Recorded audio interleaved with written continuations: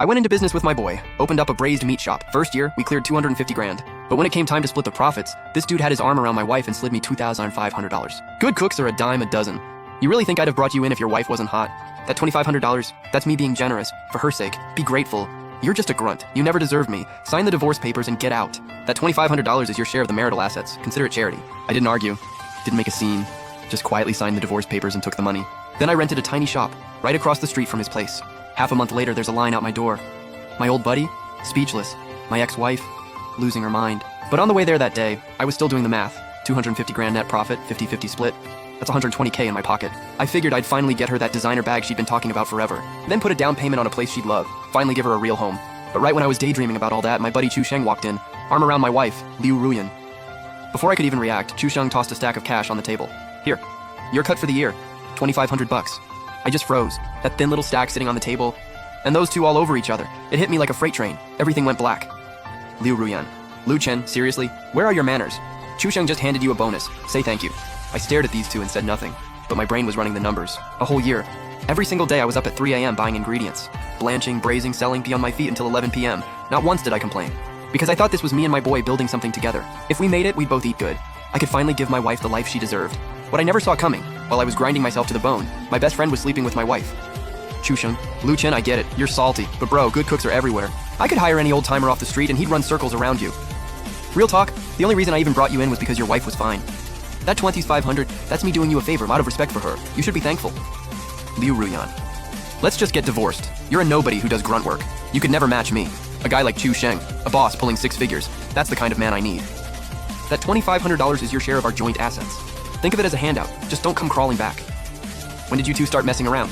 Your wedding day, the whole business partnership thing? She and I planned it together. Only way to keep you busy and out of our hair. So that's how it was. I quietly pocketed the money. $25,000 isn't much, but I bled for every dollar of it over the past year. I earned it. After I put the money away, I picked up the pen and signed the divorce papers. Liu Ruyan. Smart move. At least you know you're out of your league. Ha! Chu Sheng. Bro, me and Ruyan already talked. We're getting married soon. And just so you don't get any weird ideas about my future wife, I already hired a new cook. Once the new year's over and we reopen, he starts day one. I knew exactly what he meant. To him, I had zero value left. He figured kick me out, hire some cheap cook to do the work, and pocket more profit. What he didn't know, he was signing his own shop's death warrant. All right. I turned around and walked out. Never looked back at that shop I'd poured a year of my life into. Got home. Every trace of Liu Ruyan was gone. Everything that belonged to her, wiped clean. Like she was never there. Funny thing was, I felt calm. That whole year with Chu Sheng, non-stop at the shop, no peace at home either. Honestly, it was brutal. But I kept telling myself, my boy trusts me, my wife's got my back. What reason did I have to quit? Now all those pep talks I'd been giving myself hit me like a hard slap across the face, woke me right up. After today, it's time to finally live for myself.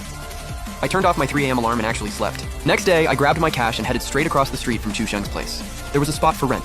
Tiny, barely 200 square feet. The landlord was some 60-year-old dude. Super friendly once I showed up. Went on and on about the layout and foot traffic. Then I said I wanted to open a braised meat shop. His face changed. He hesitated, then said, "Look, kid, I want to rent this out, but I'm not going to set you up to fail. You see that Chu Sheng place across the street? They're killing it. Word is they made over $2 million last year. Opening right across from them, you'll go under." I smiled. "Don't worry about it. The one going under, it won't be me." Over the next few days, I spent mornings sourcing equipment and supplies, and nights going deep on the recipe my grandfather left behind. See? The braise at Chu Sheng's. It was built on Grandpa's recipe, a watered-down version I put together. We'd cut out several key spices, not because I wanted to. Chu Sheng thought the good stuff cost too much. He kept saying customers can't tell the difference anyway. Cut costs wherever you can. I didn't fight him. It was his money. But looking back now, thank God I never gave him those key spices. Every single one plays a role you can't replace. Add them in, and the depth of flavor jumps up a whole level. I called up a few spice suppliers that night, ordered 50 pounds of the best stuff. Pricey? Yes. Worth it? Absolutely. Because I wasn't just opening a shop, I was making something Chu Sheng could never touch. Once everything was in place, I got to work. 20 pounds of fresh pork trotters, pig ears, duck heads, duck feet. Locked myself in the shop and ran 4 full batches. Watched it from 6 a.m. straight through to 3 p.m. When it finally came out, I grabbed a trotter with my chopsticks, blew on it, and took a bite. The skin was silky, the meat fell apart. And the spices hit in waves, layering right into the meat, melted in my mouth. Savory, balanced, rich but not heavy. Best braised meat I'd ever tasted. I holed up in that shop for a solid 2 weeks. Didn't even go home for the holidays. Because I needed this place ready to open the same day Chu Sheng's shop reopened after New Year's. No mistakes. On the 7th day of the Lunar New Year, Chu Sheng's shop officially reopened. But Chu Sheng and Liu Ruyan were nowhere in sight. Instead, 2 strangers, both around 50, were running the place. So these must be his hotshot new cooks. I peeked through the window. One was chopping meat on the block.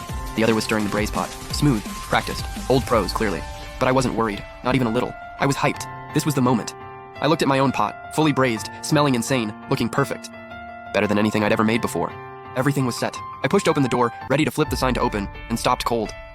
My parents were standing right outside, both of them loaded down with bags. Mom, Dad, what are you doing here? Dad, we heard everything about Xusheng, about Ruyan. You just handled a divorce on your own without telling us. Fine, but you're out here opening a shop and didn't call? You can't run this place solo. As he said it, he slid a wooden sign off his back. 4 characters carved into it. Lou's braised meat. That sign. My grandfather carved it himself when he first opened his shop. Back then, Grandpa's place was legendary, always packed, lines down the block. After he passed, the shop closed and never reopened. I looked at the sign, then at my parents. My eyes burned. I didn't say no. Truth is, I couldn't handle opening day alone. With them here, we'd be unstoppable. The 3 of us hung the sign together. The second it went up, my phone rang. Xusheng? Hey bro! Today's me and Ruyan's big day. We're getting married. Come through, for old time's sake. I know you're not exactly doing great compared to me, but hey, don't feel too bad about yourself. At least through you, I got to meet Ruyan. Your life wasn't a total waste, right? Huh. I told him I'd be there.